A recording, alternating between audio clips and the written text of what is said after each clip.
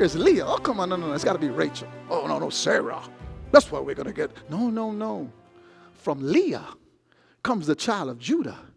And from Judah comes the name David. And from David comes the name Christ. Just like in the case of Ruth, who was going to deal with our Moabites. But from Ruth come Obed.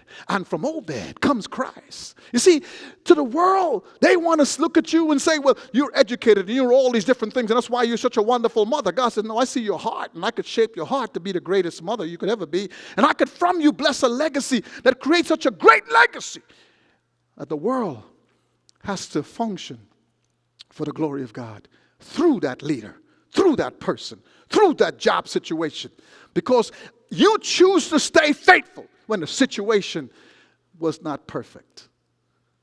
Judah came from this. You know, sometimes I sit down and think about these unlikely people in the Bible, like a Bathsheba and come a Solomon. It's when you start seeing these unusual people that God would use in the scriptures, you don't find the American dream thing. What you find is that God is after a man after his own heart. It's not the Saul, the strapping person who's the warrior. It's this little man, David, that's taking care of the sheep. I see his heart. I can work with that heart to make him a king that I would set my line by and come out to be Christ. Sometimes it's the people that we don't think anybody's concerned about that God sees. It's not the people that the world may say is the greatest people because look at how their kids seem to recite the scriptures and sing songs.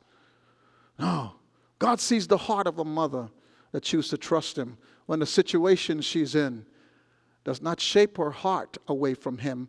It shapes her heart towards him and causes her to love her kids even more, to be great towards her kids even more, and to be the mother he calls her to be by his choice of not letting her be barren. Folks, that's who God sees. It's not the person that we see. It's the person that he sees that makes the difference. And you just track this. You find a simple woman named Dorcas being brought back to life. You go to the temple and Jesus Christ is born and his parents come into the temple going, hey, his parents are there. She goes, take the kid from the parents. Anna, where's Anna?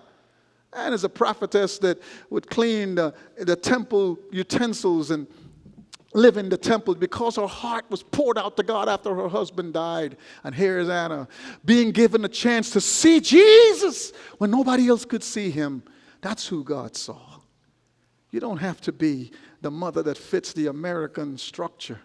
You have to be a mother that fits the heart of Christ so that he could shape your heart to be the mother that shapes the world. That's what matters most.